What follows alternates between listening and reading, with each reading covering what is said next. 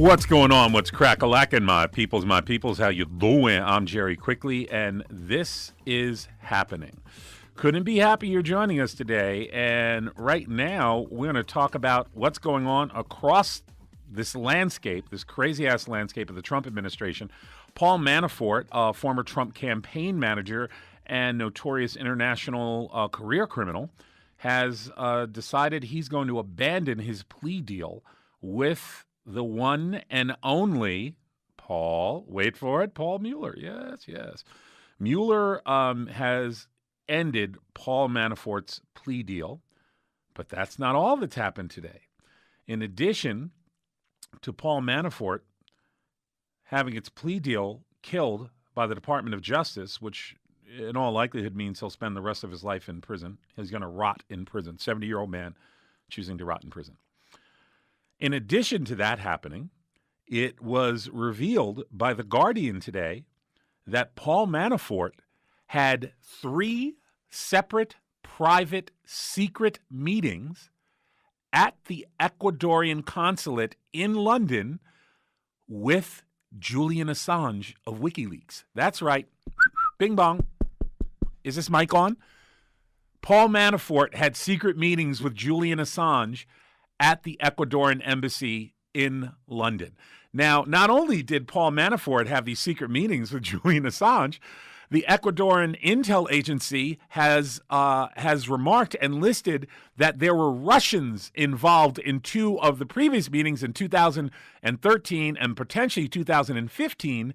And then in March of 2016, as Paul Manafort was being considered as the campaign manager for Donald Trump, March of 2016, the presidential campaign is well underway.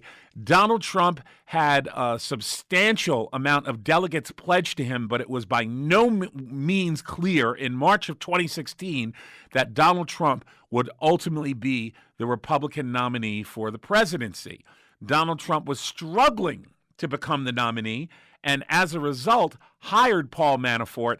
And in March of 2016, just prior to Manafort coming on, and by I say just prior, I literally mean days or a couple of weeks prior to Manafort's involvement with the Trump campaign, Paul Manafort flew to London and had a private meeting with Julian Assange of WikiLeaks. So there it is. It's all being laid out. Manafort was the contact for WikiLeaks. And maybe they went through Roger Stone, maybe they didn't. But this is it. It has been revealed, okay? The Trump administration used Paul Manafort to dump information, weaponized data from Russian hacking to WikiLeaks, who then, and I have no problem with, if WikiLeaks got the data and said, hey, we're going to do a special investigative report around this and we're going to release all this, I have no problems with WikiLeaks functioning in that regard. That's doing their jobs as journalists, frankly. But where WikiLeaks ran off the reservation in terms of being journalists was when they decided to hold on to these emails that they had gotten from the Russians or some intermediary, Guccifer 2.0 or whomever.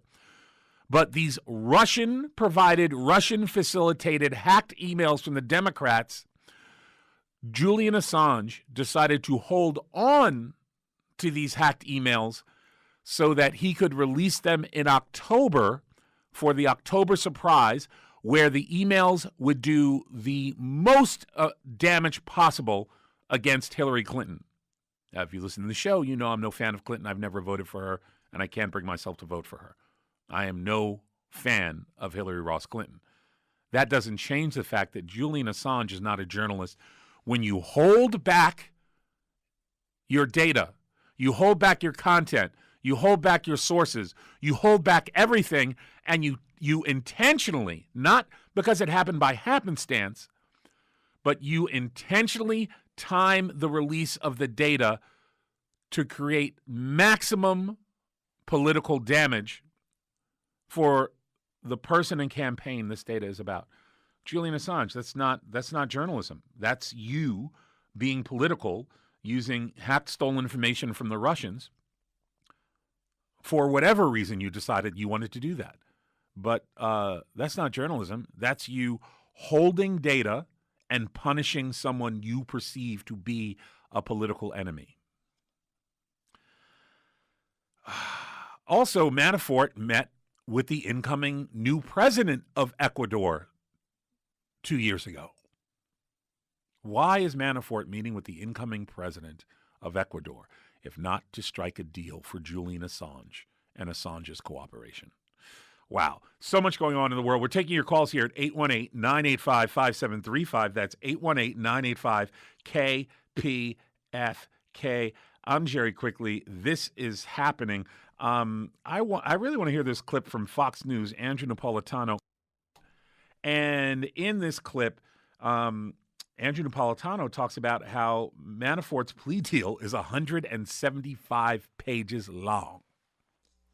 This guilty plea is 175 pages long. Shep, in my career, I've never seen one like this. It was so carefully crafted by Bob Mueller and signed by Paul Manafort that at the time he pleaded guilty to the charges for which he was indicted, which was basically bank fraud and money laundering and some form of commercial bribery of foreign officials in federal court, he also pleaded guilty to uncharged state crimes in New Jersey, in Virginia, and in California. Why did they do that? To make it pardon-proof, so that if President Trump, which he can do, does pardon him for the federal crimes, the state prosecutors in those states already have his guilty plea. Yeah, there it is. That's and that is literally the Republican state media organ, Fox News, with one of their Republican analysts, Andrew Napolitano, talking about the narrow ground in which Manafort is choosing to operate, and it's asinine to suggest, as has been suggested broadly in various mainstream media outlets over the course of the last 24 hours, that Paul Manafort essentially is looking for a pardon from Trump. And once he gets that pardon, he'll be good because nothing can happen to him. Trump only has the ability to pardon him for federal crimes. Mueller has been working assiduously, not just with the Southern District of New York. He's also been working with the Attorney General for the state of New York. And he has been specifically choosing, Mueller has been specifically choosing to literally undercharge the people that he is charging. Okay? And the reason he's undercharging them is because what Trump can pardon Manafort or whomever for their federal crimes for which they have been federally convicted. The reason Mueller is undercharging his targets is because Trump is corrupt. And if Mueller hit everyone with all charges, I can charge you with 10 items, I'm going to charge you with 10 items. You got convicted, you're going to jail for the rest of your life, and Trump pardons them. Well, instead, Mueller's bright, and he says, I can charge you with 10 things. I'm going to charge you with 6 of these things. The other things I'm just not going to charge you with. And if you're pardoned, the state of New York is going to lock you up for the rest of your unnatural life. So it's a red herring to talk about Trump and pardoning of Mueller. It will have no impact on Mueller's prison status. He's not getting out of prison until he cries uncle or the government says you may go. There's no sugar daddy in the wings, be he Deripaska or Trump, that's going to save Mueller. You're going to jail for the rest of your life, but that's not enough because we want the data on what you did, and we're going to get it. I have faith that we will be enlightened greatly by the near 20-month investigation of Robert Mueller. Taking your calls here at 818-985-5735. That's 818-985-KPFK. First up, let's talk to Dion calling from Pasadena. Dion, welcome to the show. What's the dealio? Hey, Jerry. Can you hear me? Yes, I can. Okay, great. Have you ever heard of the National Endowment for Democracy? And I have a feeling they have... yeah, they got a whole bunch of stuff in Cuba and a bunch of other places, too. And in the East, in the Russian sphere, and they're responsible for creating this fear of Russia. Now, is there any possibility that they're I'm just going to hang up on you now because what you're saying is asinine. Taking your calls here at 818-985. They created this fear of Russia. No, sir. I am not a victim of the National Endowment for Democracy. I can read. I'm not even entertaining the notion that Russia had no involvement in election meddling. I'm not going to allow you to use this platform to posit that dangerous idea. You can do so on your own social media. I have not denied you your voice. I've denied you the ability to spread propaganda on this show for your bosses, sir. 818-985-5735. That's 818-985-KPFK. Let me see. Next up, let's talk to Morris calling from Long Beach. Morris, welcome to the show. What's the dealio? Yes, I'm getting the impression that Mrs. Clinton was a victim in 2016. Does that mean she's going to get the nomination in 2020? She was it's like she was in the mob and the government came after her illegally. And what I mean by that is she's totally guilty. She had her fingers on the scale. The Democratic Party machine broke all kinds of laws and created all types of fraudulent acts in order to make sure that Hillary Clinton was the victor in the Democratic field. And so she is an oppressive abuser, and she used the Democratic machine essentially to steal votes and twist the election and tilt the playing field towards her. In addition to that, she is also the victim of Russian meddling and Russian voter disenfranchisement and broad Russian interference in that electoral political season. She is both guilty and a victim. Does that mean she's going to get the nomination in 2020? If I would rather have Trump remain in office than have Clinton come in. I know people say, Jerry, how can you say that? That's crazy. You can't say anything like that, Jerry. Yes, I can, because Clinton and her ilk are what brought us Trump. Do you understand? Nancy Pelosi and her 91 million poisoned corporate donor dollars. These companies bought the Democratic leadership for $91 million. $91 million that bought the Democratic leadership. Everyone's saying, oh, Nancy Pelosi, she's so talented. Look at all the money she's raised. Really? What about Act Blue? There's a brand new organization that's not beholden to corporate donors, and they went out and raised almost 800% more than Nancy Pelosi, and they raised it from small donors. So you have Nancy Pelosi with her poisoned $91 million, and you have Act Blue doing a great job outraising her by 800%, and these sycophants are still holding up Pelosi as being indicative of the future of the Democrats. She's indicative of corruption. Corruption. Stay medicated, Jerry. Talk to you thanks, later. man. Thanks for the call. Take your calls here at 818-985-5735. That's 818-985-KPFK. If the best the Democratic Party can do is Hillary Clinton, I want no part of the Democratic Party. Period. She's a straight-up racist, a thief, a sycophant, and I don't even care about all that. Here's my real issue with Hillary Clinton. She has never, ever stood up for the poor and working class. The only time she does is if she can craft some kind of policy that benefits the rich, and in an ancillary or tertiary manner, it might benefit a few poor people or a few working class people. She is there to support Wall Street. I can never vote for Hillary Clinton until she apologizes and makes clear all the ways and reasons in which she was wrong for taking $2.9 million, almost $3 million for 12 days' work from the most powerful industry on earth, Wall Street. And the reason guess what, Hillary? Your stories aren't that goddamn interesting or funny. You're not that entertaining. No one is going to pay you $700,000 to listen to your stupid-ass stories. At the first day at the White House, I decided to change the drapes, and then I moved on to health care. No one's going to pay you $700,000 to listen to your turgid stories. You suck, and you're a racist.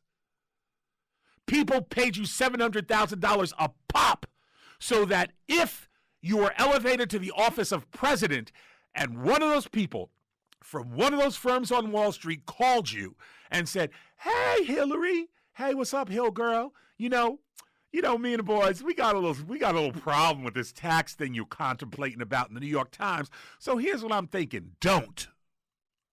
Hillary Clinton was pre-bought by Wall Street. She has never acknowledged how problematic it was. She held back the text of her speeches from those events, and she has the text. She has the text because it is a requirement when you book her that someone is there to actually create a transcript of the event. She refused to release the transcript. She refused to return the money, and she refused to apologize. Here's what Hillary Clinton needs to do if you want my vote. Oh, my God, I don't know what I was thinking. I was totally wrong for taking that money from Wall Street. I've had an awakening. Not only was I wrong, anyone who takes money from Wall Street that wants to have a national office is wrong. Not only will it never happen again, I'm going to strongly go after Wall Street and the horrors they have created for American workers and workers around the world. This, you have my word. I'm sorry I let you down by taking their money. Now let's use it to go after the bastards. If Hillary Clinton said that, she has a chance at getting my vote. Anything short of that, she is officially the goddamn problem. Taking your calls here at 818-985-5735. That's 818-985-KPFK. Let me see. Next up, let's talk to Alexander calling from Playa. Alexander, welcome to the show. What's the deal? Hey, Jerry, I totally agree with you on Hillary. But to say that she's just as bad as Trump, I wouldn't go that far. No, I didn't say she's bad as Trump. I said would likely vote for Trump before Clinton because Trump has energized us. I don't want Trump in power. I don't want this maniac having power, but he's energized us, and we're finding a sense of political community and solutions that would not be present if Hillary Clinton were in office. She would continue the slow death of 1,000 cuts that had been the Democratic plan essentially since Reagan was in office. Yeah, what do you think of Beto O'Rourke? Beto O'Rourke. I'm hopeful. I'm always a little. Whenever it's a Democrat, I'm always nervous, quite frankly, because they're all such losers who sell you out at the first drop of a check from some large company. They'll just sell you out because they're told by all the other Democrats, yeah, you can sell your people out and you can get this money and you can stay in office. We need to get corporate money out of politics. Act Blue raising $700 million for Democratic candidates without being beholden to corporations is a wonderful example of the direction in which we need to move. F. Pelosi and her 91 million stolen, poison corporate dollars. That's 91 million reasons that corporate America has to know that Democratic leadership is sold out. And she's actually silly enough, stupid enough, and encased in amber enough to believe that she did a good thing by selling out the Democratic Party for $91 million. You sold us out, Nancy. You sold us out. Thanks for the call, man. Take your calls at 818-985-5735. That's 818-985-KPFK. I'm Jerry Quickly. This is happening, and we are talking today about exactly what's going on in the Trump administration, the new Manafort plea deal that has completely fallen apart. It's pretty amazing. I want to play this next clip. This is Andrew Napolitano, and he's talking about this is from Fox News earlier today, how Mueller has all he needs, even without Manafort's cooperation right now. Former Trump campaign manager Paul Manafort, Mueller is saying that essentially, Napolitano is saying essentially that Mueller has got a roadmap. It would suggest to me that the Mueller team is ready to give us a roadmap, and we may get the roadmap between Russian agents and the Trump campaign. We may get the roadmap in this hearing to determine whether or not he lied. What do you mean by a roadmap? What evidence? What he's about to do? Well, no. What evidence they have found showing a connection? We already know of 87 communications between the campaign and Russian agents. Mm-hmm. If there is a roadmap, it would show what agreements were made between members of the campaign and, if any, and Russian agents. I don't think it's a coincidence that the report from The Guardian, which is denied by WikiLeaks and denied by the Manafort campaign, but The Guardian so far is standing behind it, came out today. That report says, and Mueller's fingerprints don't seem to be on this, at least not at the moment, that Manafort was communicating with Julian Assange from before the time he was campaign manager into the time that he became As campaign far back manager. as 2012, I believe. Correct. So it seems to be coming together. John Roberts is getting the feeling that it's coming together. But the first question you asked me about where the report would go, Bob Mueller can speak through means other than the report by filing documents in a court. There it is. Wow. I don't know what Manafort is hoping to do, but these are interesting times. If anyone tells you they know where this is going, they're lying. They have no idea. Taking your calls here at 818-985-5735, 818-985-KPFK. Next up, let's talk to Vinny calling from Pasadena. Vinny, welcome to the show. What's the dealio? Hey there, Jerry. Hey, I couldn't agree with you more about Hillary Clinton, and I'll actually give you some ammunition for your argument against her. I read a killer article in The Nation before the election that said that if Trump is elected, it spells the death of the Republican Party, which is what we are watching right now because the Republican Party has been the party of no. And when they are forced to govern, well, the last 2 years has shown how they govern, which is not at all. Now, the countervailing argument was that if Hillary Clinton gets in office, she'll be a failed president because she had lost the House and the Senate, and that it would be more of the corporate Democrat third way of doing business. My fear with this Russian probe, not that they're going to find collusion and whatnot, but then we give the third-way Democrats a get-out-of-jail-free card when the real crime in America is not Russian collusion or bots or anything like that. It's the gerrymandering. It's the voter suppression. It's the way to keep people, all kinds of people, but mostly brown people and poor people, and what we call Democrats sometimes, down so they don't get a chance to voice their opinion. And unfortunately, the Democratic Party hasn't learned a goddamn thing when it comes to corporate money. Tom Peretz, they tried to bar all corporate money, said no, still needed, although Bernie, and like you said, Act Blue showed the way. Small donors can swamp a large donor campaign. And again, I couldn't agree more about Nancy Pelosi.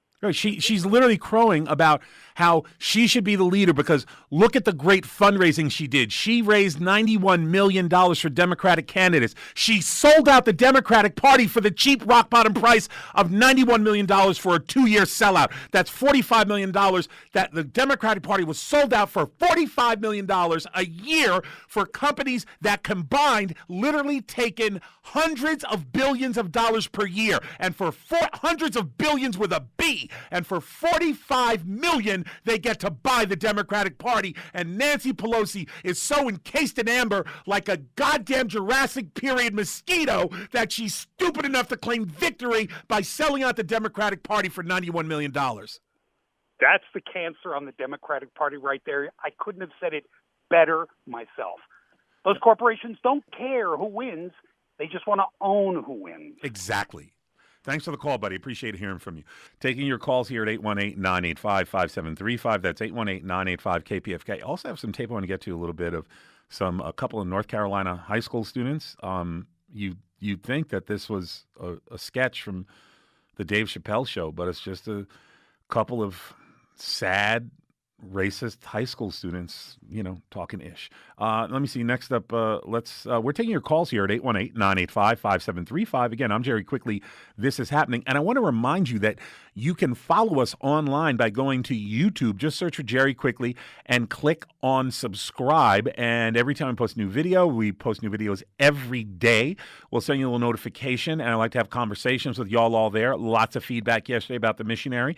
And you can also follow me online using the handle at Jerry Quickly on Twitter. Again, that's at Jerry Quickly on Twitter. Myself and my producer, Jose Benavides, who does a great job. Love having those silly little conversations with y'all all online. Twitter fine! Taking your calls here at 818-985-5735, 818-985-KPFK. Next up, let's talk to Aaron calling from North Hollywood. Aaron, welcome to the show. What's the dealio? Hello, Jerry? Yep. Can you hear me? Yes, I can, Aaron. Okay. I wanted to make a statement to the world right now. the powers that be have been in power for a lot longer than we know, and they tell us. Okay, they use the same techniques for thousands of years. So did they use these same techniques on their spaceships before their arrival? No. Listen, this is serious. One of the techniques they use is disinformation and controlled opposition. So it depends on what rabbit hole they've set up for us to go down. So right now, I would just advise everybody really take your time before making any decision, because they will literally hire billion-dollar think tanks to come up with massive amounts of white papers and everything. That's how they control. So we got to be very careful. You can't just assume that it's impossible that we read that we went down a rabbit hole that was set up already. So yeah, I mean, I'm looking at everything like a psyops right now. Aaron? I think that I've just been outed. I think you found out that we are in fact funded by the Russians, and I am a Russian agent. That's crazy that you picked up on that, buddy. That's well done, well played, Aaron. I appreciate hearing from you. Taking your calls here at 818-985-5735. If I just constantly bite the hand that feeds me, I'll be safe. That's the strategy. 818-985-KPFK. I'm Jerry. Quickly, this is happening. Taking your calls here. Next up, let's talk to Kevin calling from Highland Park. Kevin, welcome to the show. What's the dealio? I knew you were connected to the Russians because every fund drive there's a giant bucket of borscht right outside the phone room. And it's going to keep coming as long as I stay in line.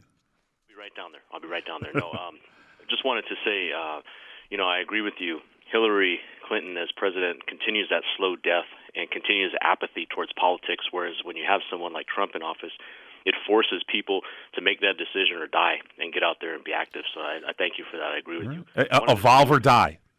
Evolve or die, yeah. I wanted to get your thoughts on ranked choice voting and who you think, what are the likelihood of a third party rising up before the next election? And I'll take that answer offline. Thanks, Jerry. Thanks so much for the call. Appreciate hearing from you. I think ranked choice voting used to be, back in the day, referred to as instant runoff voting.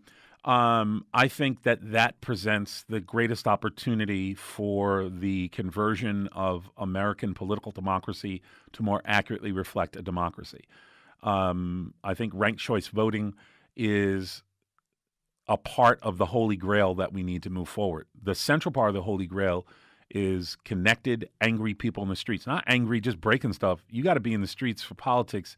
You got to be doing that out of love. You have to be doing that out of love, not just for the people you know, not just for the people that are close to you. You have to manufacture, find, or grow that same love in your heart for others.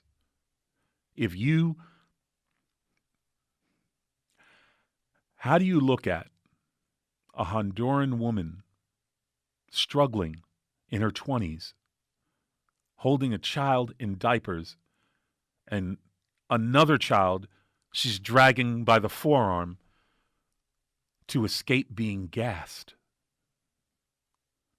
She's trying to keep her babies from being gassed as the U.S. fires these potentially lethal projectiles. This didn't happen in America. We fired these projectiles into another country because we didn't like the behavior of the migrants in the other country. What would happen if Mexican authorities lined up on our border and started firing tear gas at U.S. citizens or others in America? How can you look at the plight of this woman trying to save her babies from tear gas and not be so deeply ashamed that you take action? If that will not move you, what will? Because if the line of getting you to take political action, if that line isn't engaged by your government gassing babies, what the F does it take for you to get off your ass and get involved? This is not just about you. Fine, you want to be a lazy ass for yourself? Be a lazy ass. This is about everyone else. This is about you using your privilege as a first world American to stop and undo the harm and damage that we are actively engaging in the world right now. Every single one of us, because of our unhinged, white supremacist, uber capitalist, fascist president. We have a responsibility to remove him. We can't look around the world and tell people, well, it's the way the politics voted, and there's nothing, nothing we could do. We'd like to, but is that what you're going to say tomorrow after Trump launches his nuclear weapons? What are you going to say when Trump launches nukes to stop him or one of his misbegotten offspring from being arrested? He can launch nuclear weapons in under 30 seconds with no one's approval. That's how the system's designed. What are you going to tell the world after Trump launches? Well, I had a basketball game to go to, and I had to do some sushi, and plus I didn't want my boss to think less of me because I was out in the streets protesting. So, So 190 million people I get burned in nuclear holocaust because I couldn't find the stomach to protest. Let's give a listen to this clip. This is a bunch of high school students in North Carolina. I don't even know how to describe this. They're discussing Negroes and God, and Snoop Dogg comes in, and so does Pac, and Extension. I don't even know what. Okay, here is this is posted on Facebook earlier today. This is some high school students from North Carolina. Truly stunning. Let's give a listen to this clip of two high school students in North Carolina discussing Negroes and God. Fucking lynch them all, man. Send them to the back of the motherfucking bus, put them bitches back in the fields and teach them a fucking lesson. You know what's going to They need to stop being niggers and listening to their God, Snoop Dogg up there in the heavens, and their little Jesus thing, XXX stink or whatever the fuck name is. They'll be riding Tupac's dick harder than they ride Jesus' dick. And they want to come out. Then they want to come out here and preach on us when they're just acting like a bunch of hood rat niggers. Exactly. They be out here fucking my wife, stealing my job, eating my food stamps. The motherfuckers be out here doing wild. We do not fuck with niggers. Niggers do not want no smoke. So come at me, niggers. Okay, so the principal of that high school said, all right, we're going to do sensitivity training for the students and the teachers, etc. I'll point out that these are high school students, and they were talking about Negroes stealing their wives, stealing their jobs, and stealing their food stamps. Okay, they don't have wives. They certainly don't have full-time careers, if they even have a job. They likely are unemployed. In addition to being unemployed, the only taxes that they're paying that could be stolen by Negroes on food stamps. What taxes are you paying exactly? You're 15 years old. You're talking about the 2-cent tax on your Arizona iced tea? What tax? You're talking about the portion of food stamps that come out of the 2 cents you pay on your Arizona iced tea? I don't even know. I don't even know how to respond. It's almost like it's like you could have lifted that from a Chappelle sketch from 10 or 15 years ago. Shocking. Taking your calls here at 818-985-5735. That's 818-985-KPFK. Next up, let's talk to Mike calling from Corona, who follows us on YouTube. Mike, welcome to the show. It's Delio. Hey, how's it going? Good. Hey, I appreciate you taking my call. Man, you're my hero, and I just thank you so much for being one of the only voices on radio today that does not feast on the religiosity diet. You're a hero, man. That's all I can say on that. Thank you, bro. I appreciate it. We're all in it together, and I just hate bullies. I don't care if they're wearing a priest collar or a nun's habit or dressed like Buddha. I hate bullies. Yeah. I agree with you 100%, my friend. Now, the conservatives, they feast on a diet of warmongering. Every war that's been waged in the last 50 years, 60, 100 years, has been based on the conservative concept. Now, in Vietnam, they lost the concept of what they like to call a righteous war, whereas in World War II they were going in to save humanity, things of that nature, and they considered that a righteous war. I think the liberals could start to use some of that to start swaying these and calling them on their bluff. I mean, you've got what's going on down there in South America. It's atrocious. And you got what's going on in Yemen and all of these different places. Both of which we have personally had a hand in destroying. Yes. Exactly. So whoever is going to be the speaker, I detest Nancy, but it looks like it's going to be her. Whoever's going to be the speaker should literally go to Trump and go, hey, you've been looking for a war. Do you think a war would get you out? Why don't you go down and do a righteous war? Go down there and rescue some of these people. You're always talking about people coming to a border, people floating across a river or an ocean, whichever way it is. Whatever happened to the righteous war? And I think it'll be a backflow against them because they only want a war where oil is present, where something that they can exploit is present. And I truly believe that until the Democrats get down off their high horses, and one of your other callers the other day said the Democrats are paid to lose, until they stop taking money to lose and start holding these guys accountable and say, hey, fix this for your own best interest. Then they're going to show the folks who are there, who are right there with them every time they do it, that, hey, maybe they don't have anybody's best interest at heart but their own. Love you, Jerry. Thanks for the call, man. Really appreciate hearing from you. We are taking your calls at 818-985-5735. That's 818-985-KPFK. Next up, let's talk to Ashley calling from Los Angeles. Ashley, welcome to the show. What's the dealio? Yeah, hi. How are you? Good.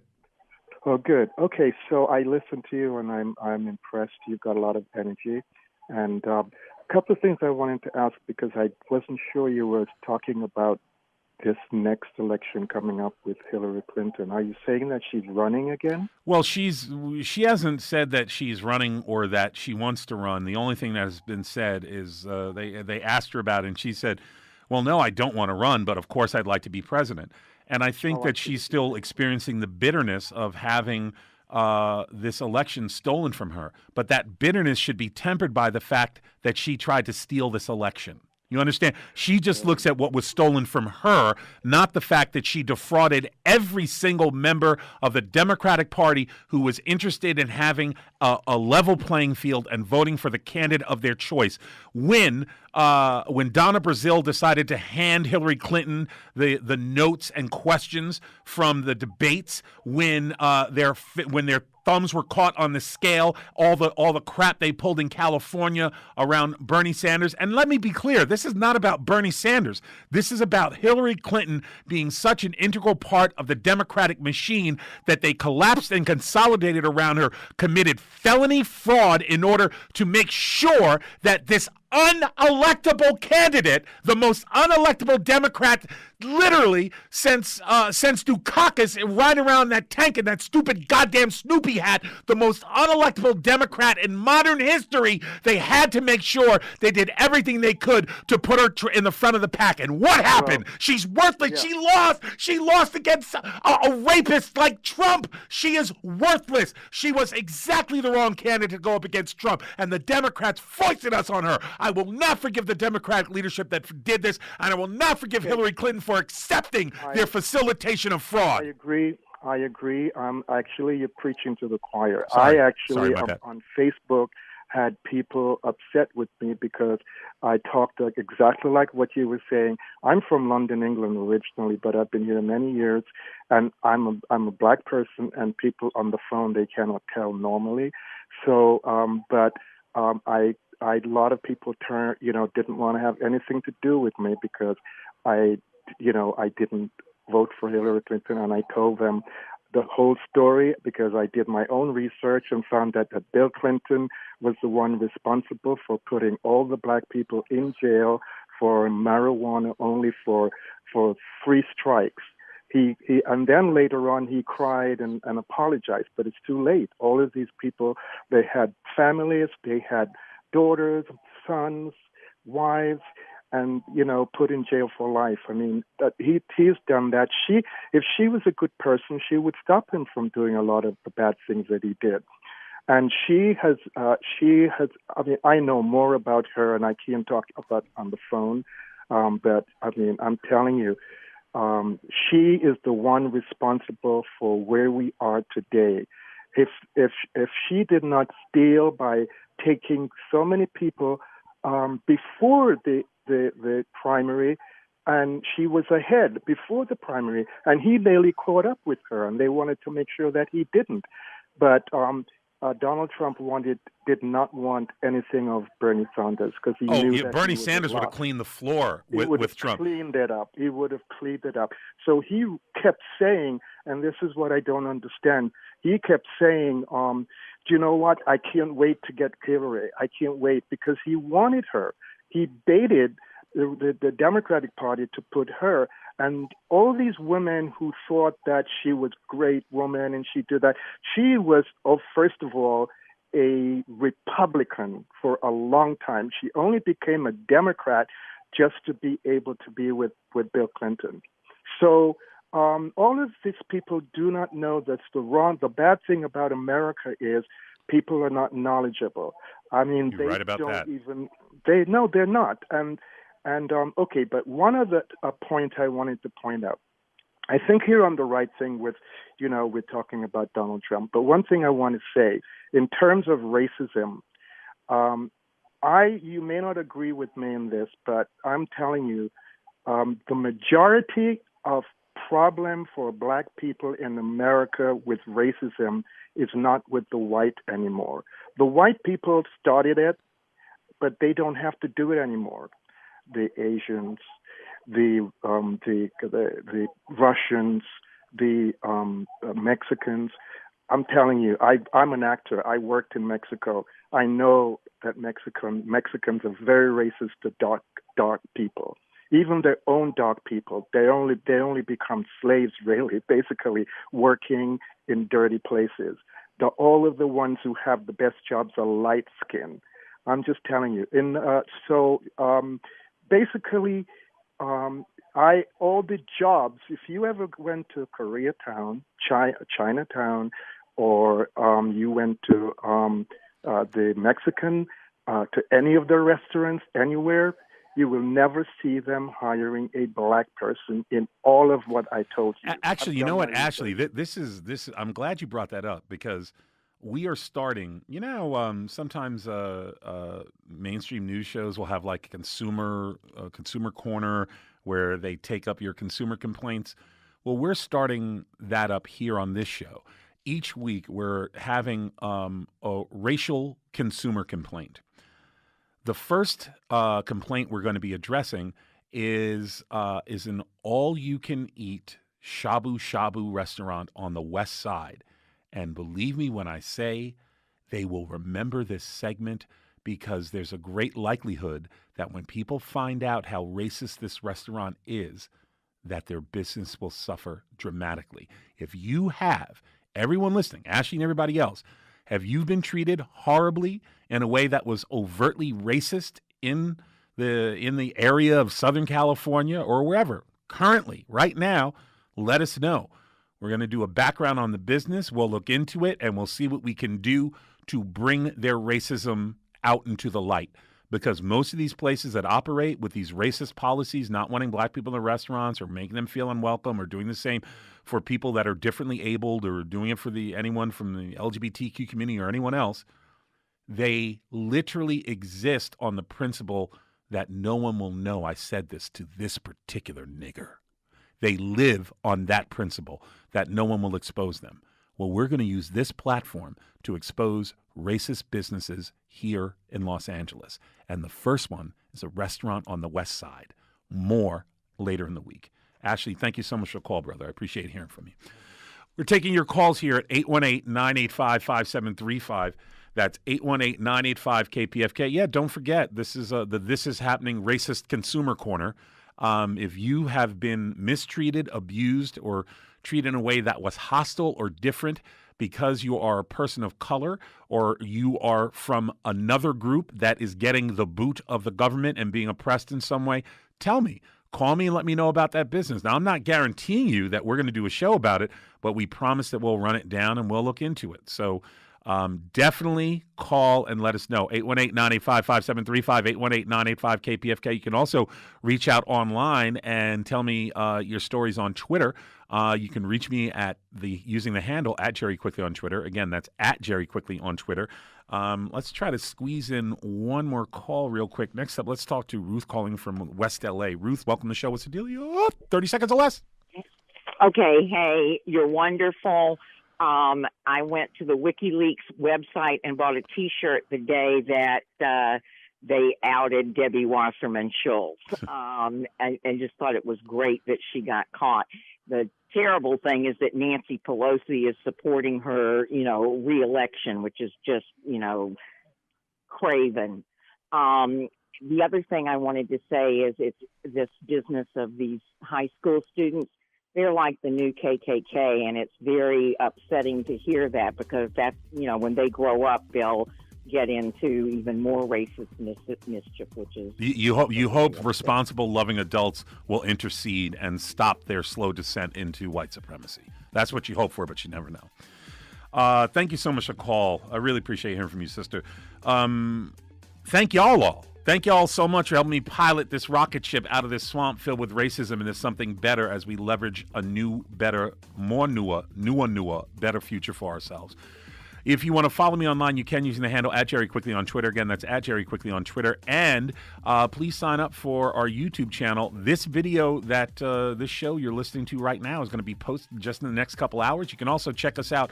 Just go to YouTube, search for Jerry Quickly, and just click on subscribe. You can also check us out on SoundCloud.com/TIH Live. That's SoundCloud.com/TIH Live. The show is produced by myself and Jose Benavidez. Our board operator has been Mr. Ricky Herrera. And that's it, y'all. Until tomorrow. Abba.